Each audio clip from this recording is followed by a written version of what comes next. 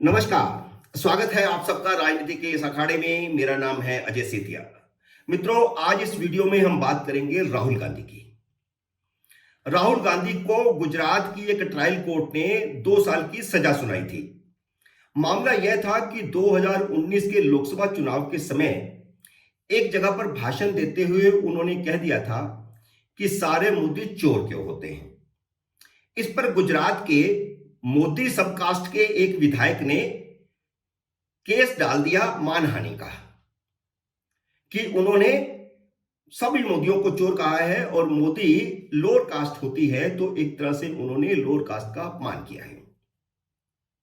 मुकदमा चला, काफी देर चलता रहा और 6 महीने पहले ट्रायल कोर्ट ने उनको 2 साल की सजा सुनाई। अब कानून में प्रावधान यह है कि किसी विधायक या किसी सांसद को अगर 2 साल या उससे ज्यादा सजा होती है तो उसकी सदस्यता चली जाती है। ना वह विधायक रह सकता है, ना वह सांसद रह सकता है। तो राहुल गांधी की सदस्यता भी चली गई।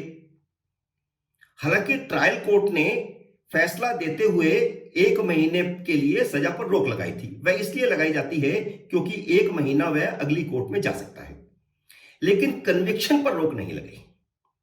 कन्विक्शन पर रोक लगेगी तो उनकी लोकसभा सदस्यता या विधायक जो भी हो उसकी सदस्यता बहाल रह जाती है। वह सेशन कोर्ट में गए, सेशन कोर्ट ने ट्रायल कोर्ट का फैसला बरकरार रखा। सजा पर तो रोक लगा दी, लेकिन कन्विक्शन पर रोक नहीं लगाई। वह हाई कोर्ट में गए, हाई कोर्ट ने सजा पर तो रोक लगा दी थी, लेकिन कन्विक्शन का फैसला पेंडिंग कर लिया था। अब कन्विक्शन पर भी फैसला आ गया है। हाई कोर्ट ने भी उन्हें कोई राहत नहीं दी, कन्विक्शन पर रोक नहीं लगाई। तो अब उनके पास क्या रास्ता बचता है? क्योंकि कांग्रेस और राहुल गांधी इतने दिनों से यही कोशिश कर रहे थे कि कन्विक्शन पर रोक लग जाए तो उनकी लोकसभा सदस्यता बहाल हो जाए, और अब इस मौजूदा लोकसभा के 2-3 सेशन रहते हैं और इन 2-3 सेशन के अंदर राहुल गांधी जमकर बोल सकें। कांग्रेस की कोशिशें सारी नाकाम गई, राहुल गांधी की सारी कोशिशें नाकाम गई, कांग्रेस के बड़े बड़े वकील फेल हो गए। तीसरी कोशिश थी है, और वह भी हाई कोर्ट में। विदेशों में जाकर के राहुल गांधी मोदी पर आरोप लगा रहे हैं कि उन्होंने संसद में सच बोलने के कारण उन्हें संसद से ही निकाल बाहर किया है। राहुल गांधी ने एक भाषण दिया था अडानी और मोदी को लेकर के, उसकी बहुत चर्चा हुई और राहुल गांधी का कहना है क्योंकि मैंने मोदी पर अडानी के साथ संबंधों के आरोप लगाए थे, इसलिए मेरी सदस्यता जो है रद्द कर दी गई। लेकिन यह मामला तो कोर्ट का है, कोर्ट ने उन्हें सजा सुनाई है, और वह भी अब तो हाई कोर्ट ने सजा सुनाई हो गई एक तरह से। तो हाई कोर्ट में तो मोदी जज नियुक्त नहीं करते। तो राहुल गांधी अब तक जो बोल रहे थे, या जब बार बार विदेशों में जाकर के भी बोल रहे हैं, यहां भी बोल रहे हैं, तो यह एक तरह से न्यायपालिका का अपमान है, अदालत का अपमान है। संसद में उनके भाषण के कारण उन्हें सजा नहीं हुई है, लेकिन वह अपनी सदस्यता को अपने भाषण के साथ जोड़ रहे हैं। वह विदेशों में जाकर कह रहे हैं कि भारत में लोकतंत्र का गला घोंटा जा रहा है, हमारा लोकतंत्र बचाओ। वैसे लोकतंत्र के नाम पर जॉर्ज सोरोस के माध्यम से मोदी के खिलाफ खूब पैसा आ रहा है, एनजीओ को भी आ रहा है, और हो सकता है कि राजनीतिक दलों को भी किसी ना किसी माध्यम से आ रहा हो। और अगर आ रहा होगा तो निश्चित रूप से चुनाव से पहले सरकार इसका खुलासा करेगी। लेकिन समाज में जो चर्चा है वह यही है कि जो विपक्षी एकता हो रही है उसके पीछे विदेशी शक्तियों का हाथ है, खासतौर पर जॉर्ज सोरोस का।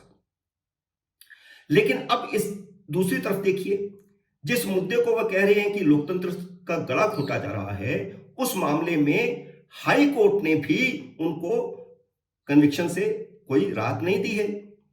हाई कोर्ट में तो जजों की नियुक्ति मोदी नहीं करते, ना तो मोदी सरकार करती है, ना गुजरात सरकार करती है, या कोई भी अगर हाई कोर्ट के अंदर नियुक्तियां हैं तो वो राज्य सरकारें नहीं करती, कॉलेजियम करता है, उसमें तो किसी का बस ही नहीं है।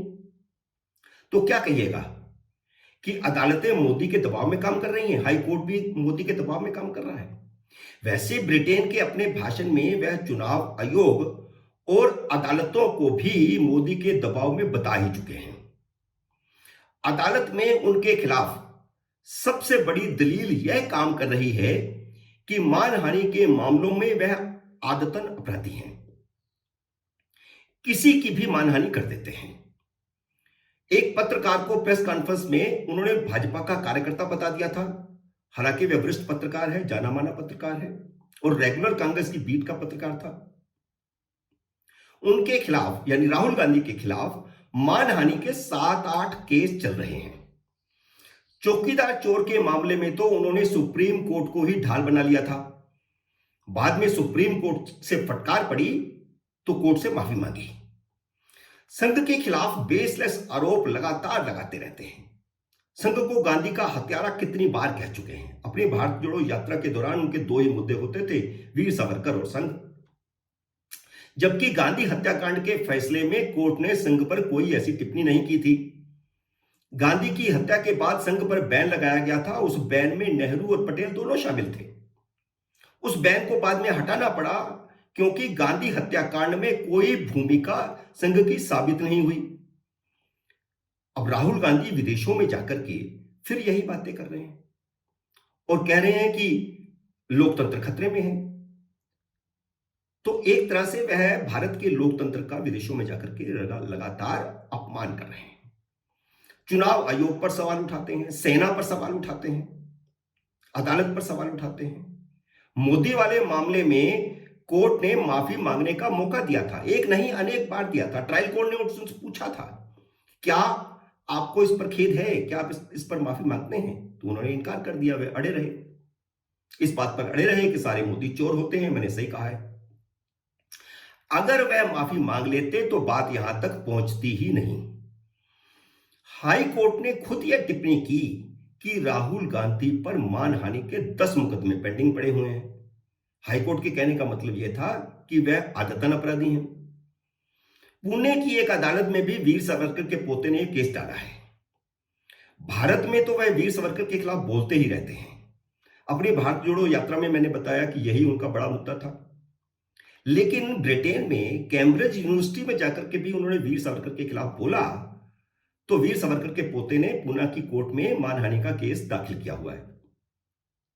भारतीय जनता पार्टी के प्रवक्ता रविशंकर प्रसाद ने कांग्रेस से बिल्कुल अच्छा सा सहज सा सवाल पूछा है और बिल्कुल मौजूद सवाल पूछा है। उनका सवाल यह है कि कांग्रेस राहुल गांधी को बोलने की ट्रेनिंग क्यों नहीं देती, उनकी बदजुबानी पर रोक क्यों नहीं लगाती। पर कांग्रेस को यह बात समझ नहीं आ रही, या कांग्रेस यह समझती है कि राहुल गांधी की बदजुबानी उन्हें सत्ता में ला सकती है।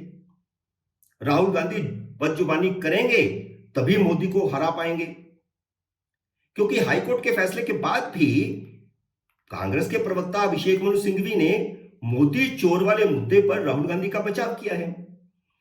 सिंघवी इस बात से हैरान हैं कि सुप्रीम कोर्ट से तो वह झट से जमानत करवा लाते हैं, अपने पक्ष में फैसला करवा लाते हैं। केजरीवाल के वकील भी वही हैं, लेकिन गुजरात की कोई अदालत उनकी ताकत को जान ही नहीं रही, समझ ही नहीं रही। हाईकोर्ट भी नहीं समझ रहा। उनको इस बात पर भी ऐतराज है कि अदालतें राहुल के खिलाफ पेंडिंग केसों का जिक्र क्यों करती हैं, उन्हें आदतन अपराधी क्यों कहती है। उनके खिलाफ मानहानि का 1 मुकदमा पेंडिंग हो, 10 मुकदमे पेंडिंग हो या 100 मुकदमे पेंडिंग हो, क्योंकि किसी अन्य मामले में सजा नहीं हुई तो कोर्ट उन मामलों का जिक्र क्यों करती है। यह अभिषेक मनु सिंघवी का जायज सवाल हो सकता है। अभिषेक मनु सिंघवी की यह दलील बहुत लच्छा टाइप लगी कि सारे केसों को भाजपा वालों ने दाखिल किया है, इसलिए उनकी कोई वैल्यू नहीं है। लेकिन वह क्यों भूल जाते हैं कि जिस केस में राहुल गांधी को 2 साल की सजा हुई है, वह केस भी तो भारतीय जनता पार्टी के विधायक ने दायर किया था। खैर, राहुल गांधी को अब गुजरात हाई कोर्ट की डबल बेंच में जाना पड़ेगा। हालांकि अभिषेक मनु सिंघवी ने कहा है कि हम सुप्रीम कोर्ट जा रहे हैं, लेकिन मुझे लगता है कि पहले उन्हें डबल जज की बेंच में जाना पड़ेगा। और अगर उन्हें डबल जज की अदालत में भी बेंच में राहत न मिली तो स्वाभाविक है फिर सुप्रीम कोर्ट का ही रास्ता बचता है। लेकिन अगर लोकसभा चुनाव तक उनका कन्विक्शन न रुका तो वह अगला लोकसभा चुनाव लड़ नहीं पाएंगे। लेकिन मैंने पहले ही कहा है कि सुप्रीम कोर्ट से अभिषेक मनु सिंह भी आसानी से राहत ले आएंगे, कन्विक्शन पर स्टे लगवा लाएंगे। मित्रों, उम्मीद है मेरा यह विश्लेषण आपको पसंद आया होगा। इसे लाइक और शेयर कीजिए। मेरे YouTube चैनल को अभी तक आपने सब्सक्राइब नहीं किया तो कृपया सब्सक्राइब कीजिए और घंटी का बटन भी दबाइए ताकि जैसे ही मेरा नया वीडियो आए आपको सूचना आए। मेरे नए वीडियो का करिए इंतजार। तब तक नमस्कार।